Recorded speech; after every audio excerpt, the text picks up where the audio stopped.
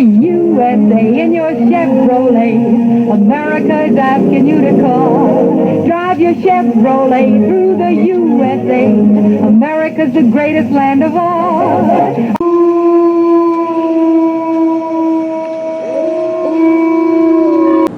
We're at our garage and test facility, so let's see what we're rolling out today. Press the open button. Looks like we got ourselves a 2020 Chevrolet Traverse SUV. I think this is a nice looking vehicle, especially with this metallic red paint. I'm told with the right options you can seat 8 people in here, which explains why this is so long. I don't think this one holds that many people though, as we'll see when we look in the cabin. Nice looking from the rear as well. The base price of a Traverse starts around $29,000 for a stripper. This one was loaded up with a lot of stuff, so it was a wee bit more. I was told everything, but apparently not, and I'll show you why in a minute. Here's the tab, folks, $52,490 plus tax and license, but I looked at the paperwork and it appears this is not the all-wheel drive, but a front-wheel two-wheel drive. You got to pay extra for all-wheel drive, so yes, the price can climb even higher than this. I think this is what is called sticker shock. If you think the Chevy Traverse is expensive, how about this 2020 Ford Explorer we drove last week? Right here, $64,000. We'll have a video link for this at the end of this video. Just click and watch. If you're going to watch the Traverse video, you might as well watch the Ford Explorer video. We'll also have a video link for this Kia Telluride SUV. That's worth watching, trust me.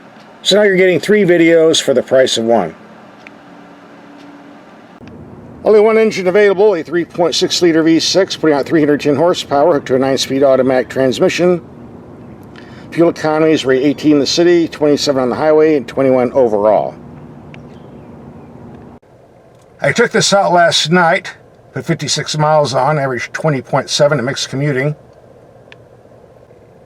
Added that the 450 miles the previous driver had on this. That's almost 500 miles at 20.6 mpg. We'll be doing a lot more driving to get some more fuel economy figures later on in the video. So if you're concerned about fuel economy, you might want to watch the entire video instead of stopping.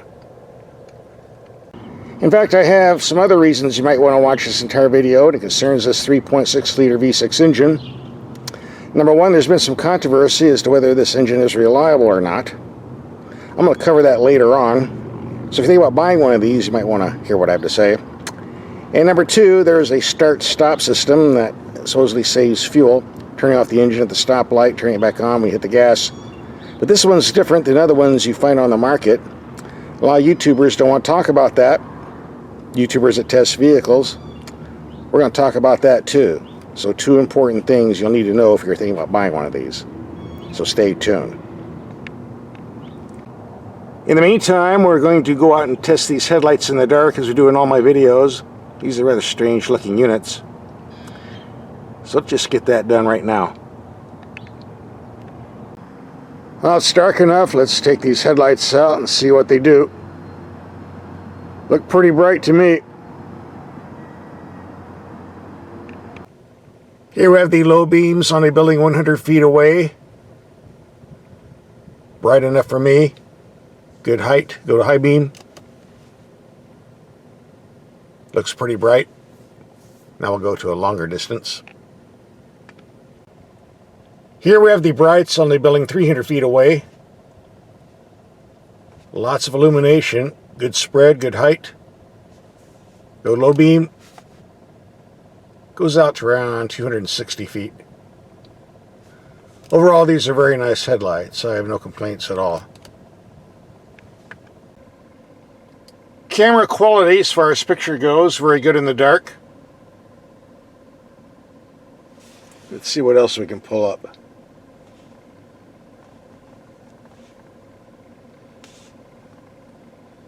Not bad considering how dark it is outside.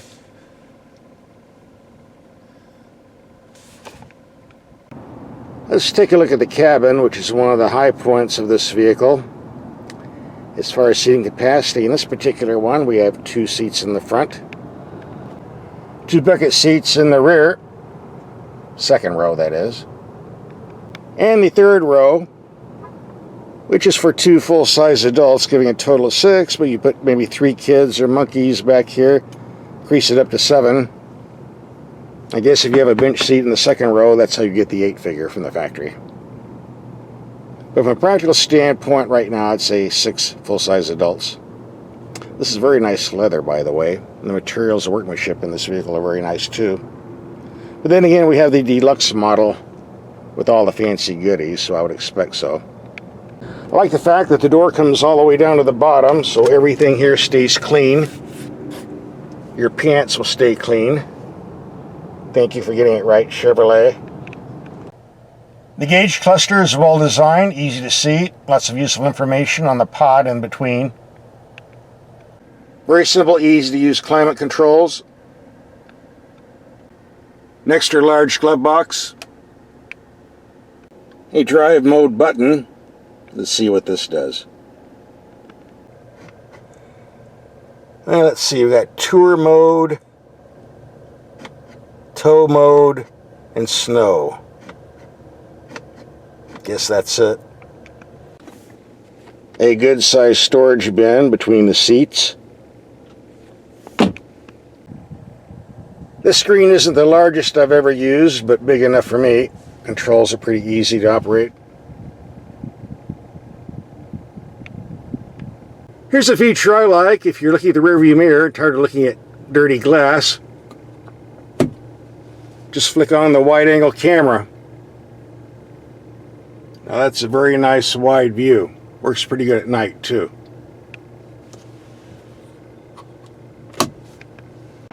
Under the rear floor there's a nice storage bin for hiding things. And according to the sticker on the panel, there's actually a spare tire under here somewhere. Must be a small one. According to the owner's manual, there is no spare tire. Oh well. Well, looks like there is a spare tire after all. And you do not want to lose this funnel that goes to the gas tank. If you run out of gas and the AAA guy comes with a 5-gallon gas can wanting to put some in, ain't going to work unless you have this adapter. Only the gas station nozzles fit in here. I think it's a dumb system, but this is what everybody's going to. Okay, part 1 of the video show and tell is over. Now we're going to do some driving, but first, I have something that we talked about earlier I need to show you. Alright, the reliability of this 3.6-liter engine. It has a pretty good track record. It's used in a lot of Cadillacs. Consumer Reports gave it a good rating. There's a lot of YouTubers telling you this is a junk engine, no good. If you watch these Scotty Kilmer and Car Wizard videos, that's what they're telling you. So who's lying and who's telling the truth? Well, it's very simple. As any good Chevy mechanic will tell you, this engine has a lot going on inside, especially with the chains. Requires clean oil. If you change it every 3,000 to 5,000 miles, use a lot of synthetic, and keep doing so, the engine is reliable. The problem is these get older, people don't change the oil, it gets dirty. The timing chains stretch, the engine dies, you got a big repair bill. The repairs are caused by people not maintaining them. It's that simple. If you get 150,000 miles on this engine, hey, by then it's time to trade it on you one anyway.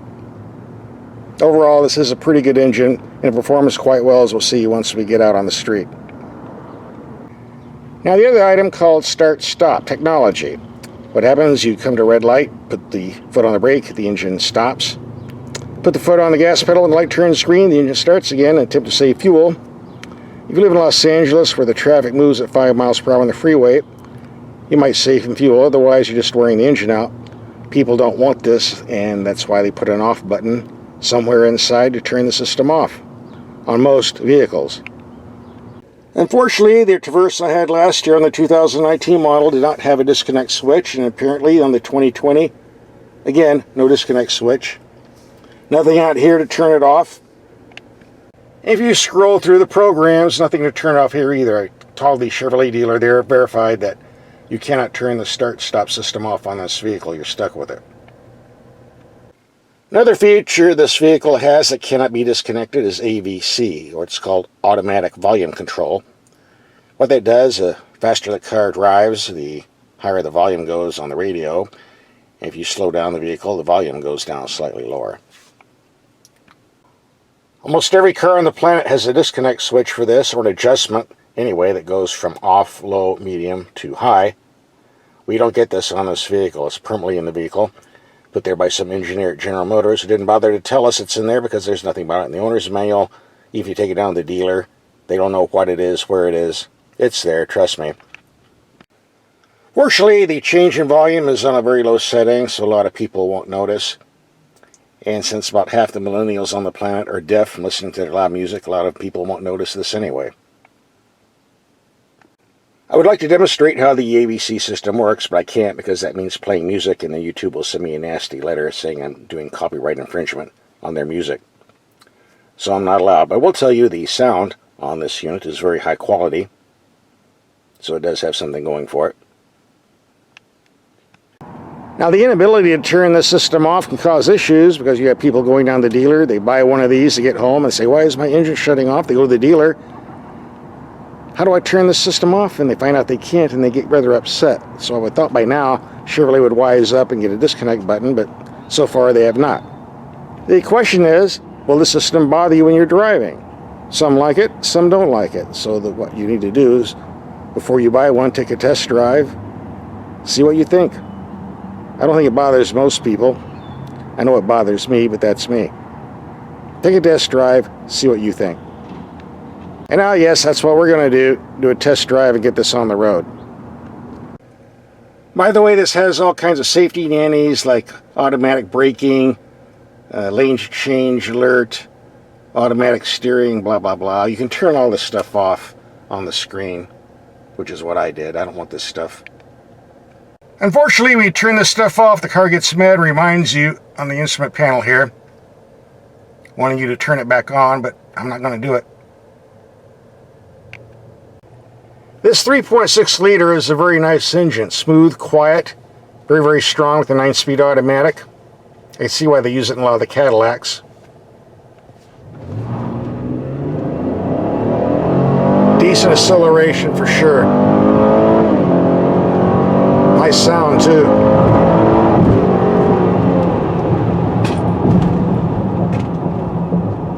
Excellent brake feel. As we do in all our videos, we're going to take some speed bumps around 20 miles per hour, evaluate the suspension performance on impacts. This does pretty good on the street, so I'm expecting some good performance on the speed humps. Bump number 1, very smooth. Number 2, didn't feel a thing. Number 3, and here comes the nasty one. Let's see what happens here. Just as smooth as the others, you can't complain about that. This power steering is a bit too light for me, but it's quick and responsive and has decent feel, so I'm not going to complain. Overall, it's still rated very good plus. I don't think you'll complain. We're going to take this on a highway trip, see what type of fuel economy we get. Reset to 0. On the highway, this is a comfortable car to drive. Very quiet too. The wind noise is very low. Plus you don't have to deal with that start-stop system like you do in heavy traffic, which is a bonus. Well, our first trip averaging 60 miles per hour, almost 26 mpg. We'll reset it and take a longer trip, going a bit quicker. Like so. This is the end of our highway trip. We're going to pull over and see what the fuel economy figure says. 74.9 miles per hour, 25.0 mpg. Pretty good figure, I would think. Now we finished our fuel economy test. We're going to do some ranch patrol, stop by the bunkhouse, get some supplies. I really got to get that roof fixed someday. let's carry on. So can this vehicle be taken off-road? Well, yes, it's an SUV, so it should be able to. The ride height is slightly higher than a typical passenger car. And if you want positive traction, you can order the all-wheel drive, which gives you more grip. We don't have that here. Just keep in mind this is for light-duty use. In the reality, you're driving basically what is a station wagon with a raised height, more than a pickup truck. So drive gently. One thing I like about this vehicle is the narrow width. Keeps those thorn bushes from touching the paint, which you want to keep nice and shiny. Well, it's time to wrap up this video. So what do I think about this after a week of driving? I really like the vehicle. It drives nice. The only drawback is that start-stop engine system that drives me crazy in city driving, but that's just the way it is. You need to test drive one and see what you think. Most people, I don't think it'll bother, but you never know until you find out yourself. Also, I found the price tag to be a bit high when you have a vehicle loaded with everything. That's what you expect. Keep in mind Chevy does discount, especially at the year-end sales. If you're looking for a mid-size SUV, give it a test drive, see what you think. In the meantime, here are some videos for two other mid-size SUVs we've driven, the 2020 Ford Explorer and the Kia Telluride. Just click and watch.